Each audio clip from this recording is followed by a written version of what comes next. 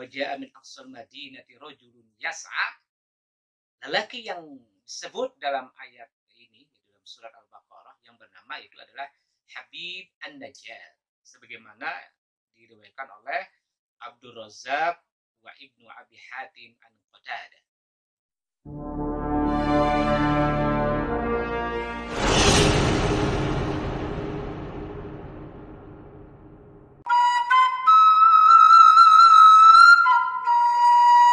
Assalamualaikum warahmatullahi wabarakatuh. Sahabat yang dimuliakan oleh Allah, selamat berjumpa kembali dan bersilaturahim dengan kami. Kami senantiasa mendoakan kepada para sahabat semuanya agar Allah Subhanahu wa taala senantiasa mencurahkan rezeki-Nya yang berlimpah ruah serta mencurahkan juga kesehatan sehingga para sahabat semuanya bisa beraktivitas sebagaimana biasanya.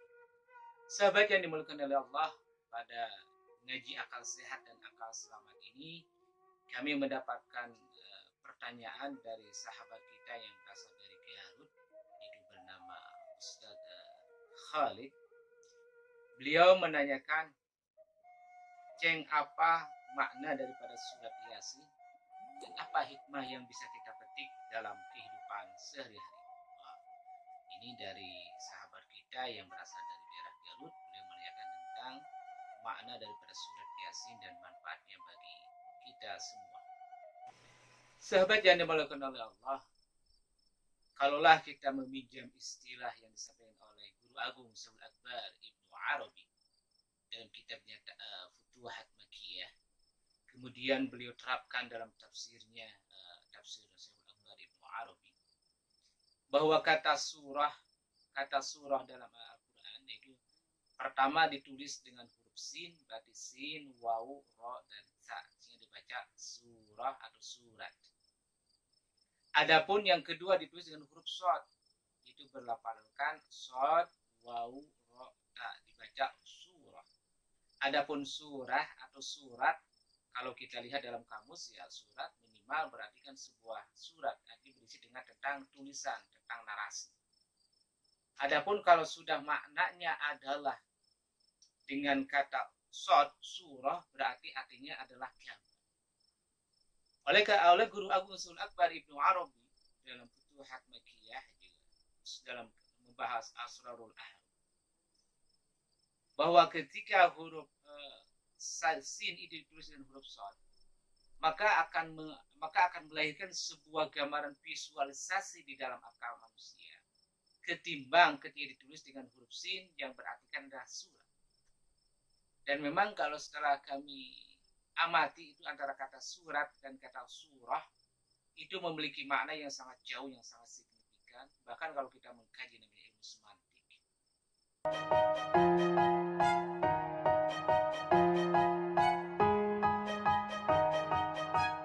Ilmu tentang makna daripada sebuah kata, bahwa bahkan makna daripada sebuah huruf, kalau kata Syaikhul Akbar Ibnu Arabi, dilalatul makna ala kulli ahrufin, jadi makna tentang setiap huruf yang ditulis khususnya di dalam Al-Quran, umumnya dalam literatur Arab klasik.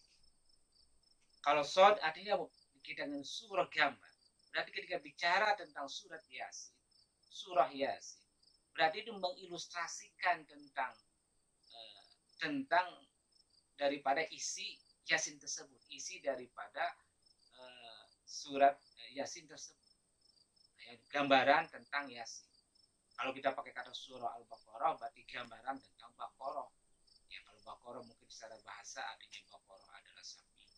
Jadi kalau ditulis lagi surah Ali Imran, berarti gambaran tentang keluarga Ali Imran. Dan kembali lagi ke pembahasan awal, bahwa kalau kita makna daripada surah Yasin, yang pertama dari sisi bahasa saja, bahwa Yasin ini terdiri daripada dua huruf, yaitu ya dan huruf sin. Ya. Kalau ditulis maktub, kalau maktub ya dan sin. Tetapi ketika malfuz atau ketika mantub, ya, kalau maktub ya dan sin dua huruf. Namun ketika mantub diucapkan, maka kedengaran itu ada tiga huruf, yaitu ya, sin, dan nun. Karena bagaimana ya, sin, huruf. Ini nanti kalau kita bahas antara maktub dan mantub. ilmu arud wal qawafi, ilmu tentang bagaimana menyusun sebuah syair dalam sastra kalam. Baik, kita yang pertama kalau ditulis dengan dua huruf ya dan sin. Kita kembali lagi menurut Syekhul Akbar Ibnu Arabi bahwa yasin itu yang pertama huruf ya. Ya ini adalah isyaratun ila ismihi al-waqi. Jadi sebuah isyarat, sebuah petunjuk terhadap salah satu makna daripada al-waqi. Al-waqi itu apa? Berarti waqayaki wiqayatan bahwa waqi. Waqi itu yang memelihara. Jadi ya ini adalah nama daripada pemelihara. Siapa pemelihara itu? Dalam hal ini konteks daripada kata pemelihara di sini adalah Nabi Muhammad SAW. Memelihara apa? Memelihara tentang keabadian daripada risalatullah fil ardh. Keabadian kelanggengan daripada risalah pesan daripada Allah Subhanahu wa taala yang dimulai turun dari Nabi Adam alaihissalam sampai terakhir dengan Nabi Muhammad sallallahu alaihi wasallam. Jadi ya itu kata Ibnu Arabi isyaratun ila ismihi al-walaq. Isyarat terhadap nama daripada sang pemelihara ini, sang penjaga ini. Adapun huruf sin kata Syekhul Akbar ilasmihi atau isyaratun ilasmihi assalam allazi waqa salamata fitrati as-salima an naqs fil azali an afati hadabi nash'a wal 'adah wal 'adah. Sedangkan huruf sin adalah nama daripada assalam. Assalamul mu'minun, salah satu nama daripada assalam itu nama daripada artinya selamat. Ya, nama yang tertulis dalam Al-Quran assalam. Ada nama Darussalam, di rumah keselamatan. Assalam nama daripada keselamatan. Tentu siapa? Assalamul mu'minul muhaiminul aziz. Dan assalam itu artinya selamat, damai. Nah, damai daripada apa? Waqa salamat. Maka allazi, damai daripada apa? Allazi waqa salamata fitrati. Selamat dari apa lah? Waqa salamata fitrati. Jadi selamat untuk menjaga kedamaian, kesucian diri. Jadi yasin ini adalah sebuah kata subjek yang berperan sebagai penyelamat kesucian daripada diri setiap manusia. Karena kalau dalam kata Ibnu Arabi waqa salamata fitrati, artinya menjaga keselamatan kesucianmu. Kesucianmu ya terdiri siapa yang membacanya. Yang jelas bahwa Al-Quran diturunkan untuk seluruh alam, seluruh manusia, maka tugas daripada yasin ini adalah memelihara keselamatan kesucian dari setiap diri manusia. Keselamatan dari apa? Anin naqs fil azali, tentang kekurangan fil azal. Azal itu artinya waktu. Waktu apa? Waktu an afati, waktu terhadap kehancuran, hilangnya hajabi nash'ah. Menunjukkan kekurangan keselamatan, kekurangan daripada waktu. Waktu itu apa? Waktu yang bisa mendatangkan sebuah afat, sebuah bencana. Bencana karena bisa tertutupnya perkembangan diri rohani setiap diri manusia. Ini permasalahan. Jadi yasin ini adalah tugas apa dalam konteks Ibnu Arabi secara bahasa dan rupiah dan sin bisa diartikan adalah subjek artinya Sayyidina Muhammad SAW menjaga keselamatan suci setiap diri manusia dari kekurangan waktunya untuk bisa memelihara akan ketertutupan diri, ketertutupan rohani yang dijalani oleh hidupnya oleh yang namanya manusia. Wassalamu alladzi huwa ainuhu wa asluha, tentang justru yang memberi keselamatan itu huwa ainuha wa asluha, tentu adalah langsung subjek dalam hal ini adalah Muhammad sallallahu alaihi wasallam. Baik secara awal dari asal usul sampai hari ini, baik secara entitas maupun identitas adalah tujuan langsung kepada yang namanya Kanjeng Nabi Muhammad sallallahu alaihi wasallam. Sementara wal Qur'anul Karim, sementara Al-Qur'an Karim ini kata Ibnu Arabi alladzi huwa suratu kamalika. Al-Qur'an ini sementara itu adalah ilustrasi gambaran daripada kesempurnaan dalam menjaga kesucian diri manusia. Itu yang dikatakan oleh Ibnu Arabi. Jadi kalau bertanya apa yasin, jelas tadi sebagai kata Ibnu Arabi. Pertanyaan selanjutnya adalah siapa yasin ini? Yasin tadi sudah dikatakan ya jelas karena ada dalam kitab Dalail Khairat bahwa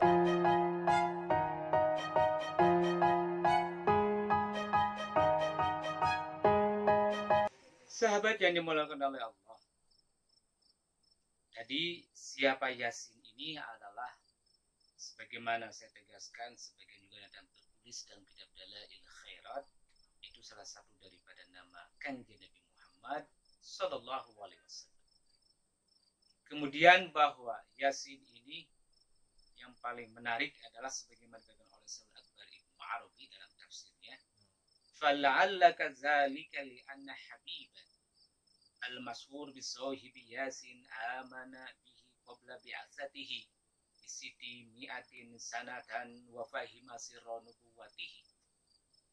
Kata Ibnu Arabi bahwa kenapa hal ini terjadi, artinya bahwa Rasulullah SAW diutus innaka laminal mursalin, adalah karena ada karena ada Habib, yaitu yang bernama siapa, yang ada dalam surat Yasin yang berkata waqala waja'a min aqsal madinati, waja'a min aqsa, jadi orang yang datang dari aqsal madinah, dari penjuru kota Madinah tadi itu yang bernama apa, waja'a min aqsal madinati rajulun yas'a, lelaki yang disebut dalam ayat ini dalam surat Al-Baqarah yang bernama itu adalah Habib An-Najjar, sebagaimana diriwayatkan oleh Abdul Razak wa Ibnu Abi Hatim An-Qatadah. Jadi Al-Habib karena salah satu karena jadi kelebihan daripada surat surat Yasin ini diantaranya karena tertulis bahwa sahih, bahwa salah satu asbab nuzul daripada surat Yasin ini di dalamnya ada bahwa seorang laki-laki yang bernama Habib An-Najjar. Jadi kata Sayyidul Akbar, fala ala zalika li anna Habiban Habib An-Najjar yang dikenal dengan sang sahib Yasin, dikenal dengan sang pemilik surat Yasin, bahwa Habib An-Najjar ini adalah orang yang beriman sebelum Rasulullah SAW, sebelum diutus sebelum menjadi Rasulullah SAW berapa tahun? 600 tahun. Artinya sebelum Rasulullah SAW terlahir dan membawa risalah Muhammadiyah, yaitu tahun 600 sebelum Rasulullah terlahir di Siti Mi'amah, kalau dalam bahasa Ibnu Arabi 600 tahun sebelum itu, bahwa yang namanya Habib An-Najjar itu adalah salah satu orang yang percaya, yang beriman. Bahkan beliau adalah mengetahui daripada rahasia kenabian Muhammad Sallallahu Alaihi Wasallam. Sebagaimana hadis Rasulullah Sallallahu Alaihi Wasallam, wa qala Nabi Sallallahu Alaihi Wasallam, subaqul umami salasatun lam yakfuru billahi tarfa ainin, Ali bin Abi Thalib alaihissalam, wa sahibu Yasin, wa mu'min ali Fir'aun.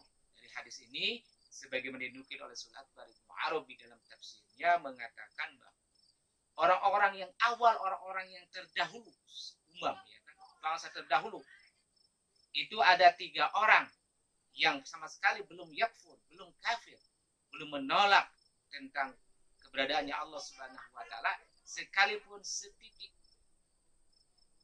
sekalipun tarfa'ain, walaupun sekejap, walaupun setitik kedipan mata, itu 3 orang ini tidak pernah yang namanya mengingkari kafir terhadap keberadaan Allah. Siapa orang ketiga ini? Yang pertama adalah Sayyidina Ali bin Abi Thalib, yang kedua adalah Sahib Yasin, yaitu Sayyidina Habib An-Najjar, dan yang ketiga adalah orang-orang atau mukmin yang beriman daripada salah satu keluarganya Fir'aun. Jadi Sahibun Najjar. Maka hikmah yang terbesar daripada surat Yasin ini, terutama kepada sahabat-sahabat yang sedang biasa melantunkan surat Yasin, bisa ditanya atau bisa dibacakan ketika membaca ayat, masuk ketika ayat dibaca waja'a min aqsal madinati rajulun yas'a, sebut nama Habib An-Najjar, artinya kirim Al-Fatihah kepada Habib An-Najjar, maka kita akan mengetahui bagaimana hikmah besar, energi besar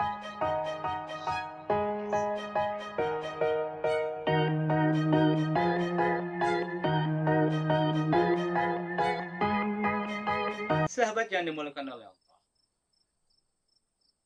Rasulullah SAW pernah bersabda juga dalam sebuah hadis, dan hadis ini ditukil berada dalam kitabnya Tafsir Syaikhul Akbar, inna likulli syai'in qalban wa qalbul Qur'an Yasin.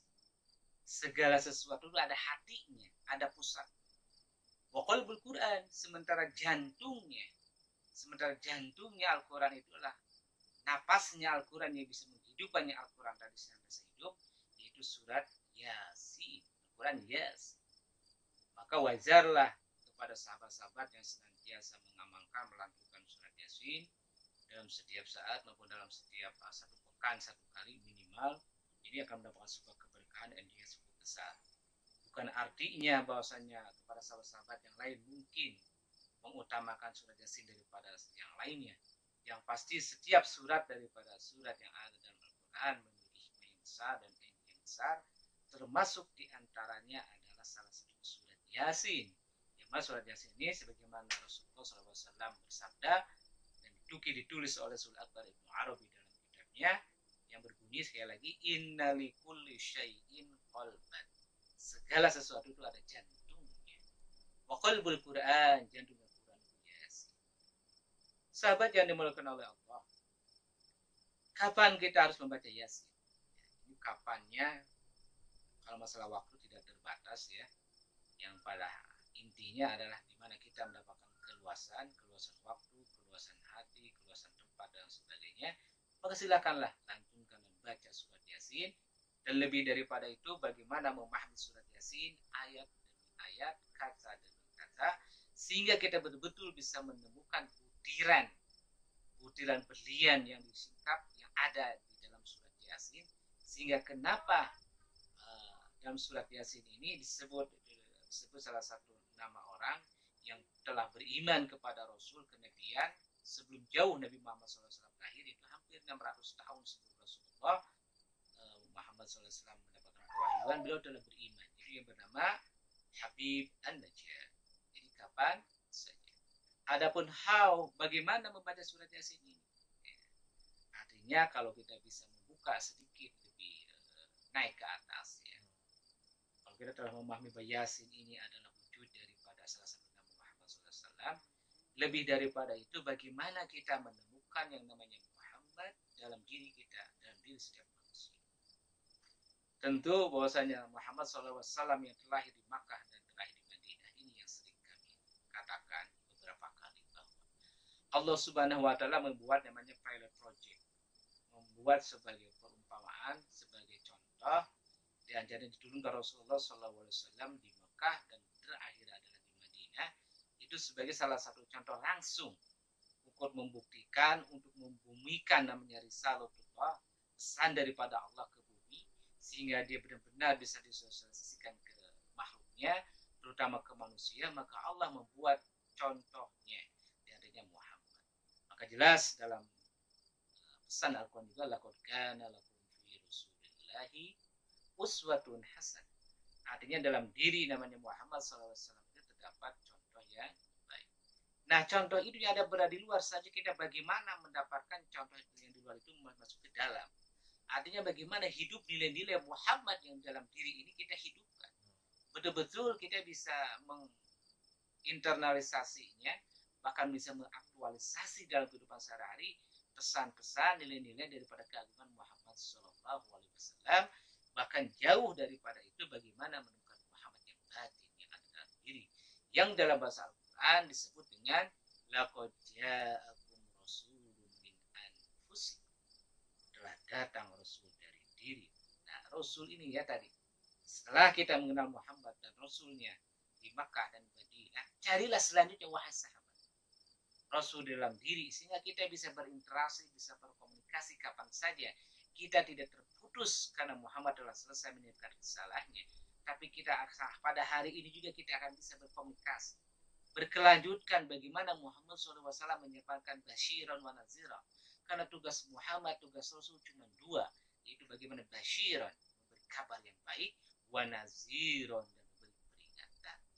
Apakah sahabat dan kita semua senantiasa mendengarkan basyiran wa naziron daripada Muhammad? Silakan jawab masing-masing di dalam hati. Yang pasti kami senantiasa mengajak kepada sahabat selama ini bahwa kita selalu mengadakan auto journey, mengadakan perjalanan keluar dalam Tuhan. Kenapa kita tidak pernah melakukan namanya inner journey, mengadakan perjalanan wisata rohani ke dalam? Yuk kita tingkatkan prosentase daripada wisata rohani, ziarah spiritual, risalah religi ini ke dalam atau ke dalam diri. Kami pastikan kalau Anda semuanya berwisata rohani ke dalam diri, maka bisa menemukan menemukan namanya mutiara-mutiara permata yang ada dalam diri yang sangat luar biasa sekali, dan pasti sahabat semuanya akan menemukan sesuatu yang sangat luar biasa, bahkan seperti dikatakan sebuah miracle, sebuah kemukjizatan.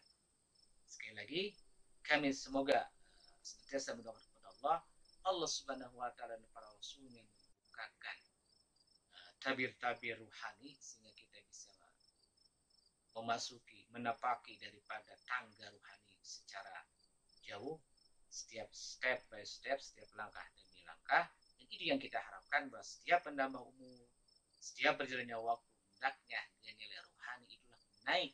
Janganlah nilai ruhani itu asal tetap berjalan di tempat, karena sementara perjalanan kita adalah telah sebagian ada yang baru lahir, sebagian sudah berumur milenial, bahkan yang terakhir sebagian telah memasuki waktu Aisyah. Oleh karena itu, yuk kita senantiasa meningkatkan rohani dengan senantiasa mengkaji dan mengkaji. Bahwa mencari ilmu itu adalah tidak ditutup dengan usia. Mencari ilmu tidak ditutup dengan karena materi. Mencari ilmu tidak ditutup karena masa dan waktu dan perjalanan. Semuanya telah terbuka pada hari ini. Demikian yang bisa kami sampaikan. Semoga yang pertanyaan tadi dari Ustaz Khalid dari Garut bisa memenuhi sesuai dengan hatinya. Walaupun belum ya, nanti kita bisa berkomunikasi lagi ya secara online, ataupun kalau Allah jadikan, Allah takdirkan, kita bisa bersilaturahmi secara offline. Mungkin itu yang bisa kami sampaikan, dan kami akhiri. Wassalamualaikum warahmatullahi wabarakatuh.